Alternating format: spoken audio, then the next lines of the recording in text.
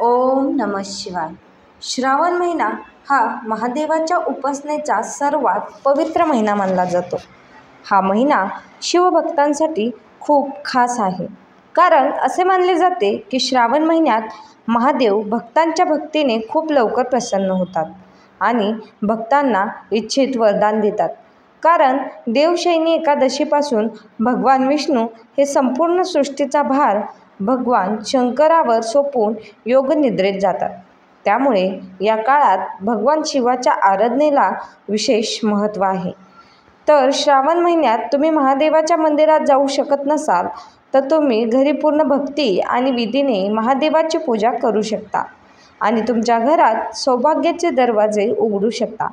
चला तर मग आजच्या या लेखात आपण श्रावणात घरी शिवपूजेची पूजा करण्याची योग्य स्नान करा आणि स्वच्छ कपडे घाला। त्यानंतर देव्हारा स्वच्छ करा आणि मनातल्या मनात भगवान महादेवाचे ध्यान करा।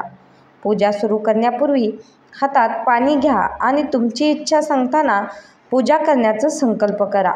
लाकडी स्टँडवर स्वच्छ कापड ठेवा आणि त्यावर ताम्हण ठेवून त्यात शिवलिंग ठेवा। श्रावण महिन्यात दररोज किमान 108 वेळा ओम नमः शिवाय, ओम नमः शिवाय किंवा महामृत्युंजय मंत्राचा जप करा। त्यामुळे मानसिक शांती मिळते आणि नकारात्मक ऊर्जेपासून मुक्तता मिळते। सर्वप्रथम शिवलिंगावर पाणी अर्पण करा, नंतर दूध, दही, तूप, मध आणि गंगाजल किंवा शुद्ध पाण्याने स्नान करा। स्नान केल्यानंतर प्रत्येक वेळी शुद्ध जल अर्पण करा। शिवलिंगाला पांढरे वस्त्र अर्पण करा, चंदन आणि राखेचा टिळा लावा, तांदूळ आणि फुले अर्पण करा। यामध्ये धतुरा आणि आक फुले विशेषतः अर्पण करा। भगवान महादेवाला बेलपत्र खूप आवडते। 3 पानांसह बेलपत्र सर्वोत्तम मानले जाते। हे देखील शिवलिंगावर अर्पण करा। धूप जाळा आणि दिवा लावा। फळे आणि मिठाईचा नैवेद्य दाखवा। त्यानंतर ओम नमः शिवाय हा मंत्र 108 वेळा जप करा। तुम्ही शिवचालिसा किंवा महामृत्युंजय मंत्र देखील वाचू शकता। शेवटी कापूर किंवा तुपाच्या दिव्याने भगवान महादेवाची आरती करा। पूजेमध्ये झालेल्या कोणत्याही चुकीबद्दल क्षमा मागा आणि तुमची इच्छा पुन्हा करा आणि आशीर्वाद घ्या।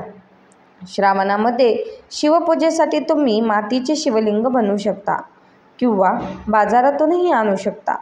श्रावण महिन्यात या गोष्टींची विशेष काळजी घ्या।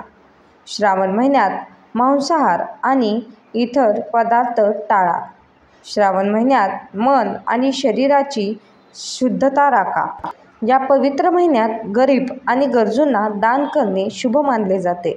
शक्य असल्यास श्रावण महिन्याच्या सोमवारी उपवास करा, ते खूप फलदायी मानले जाते। या काळात कोणाशी वाद घालणे किंवा रागावणे टाळावे। धन्यवाद। व्हिडिओ आवडल्यास आपल्या चॅनलला नक्की सबस्क्राईब करा।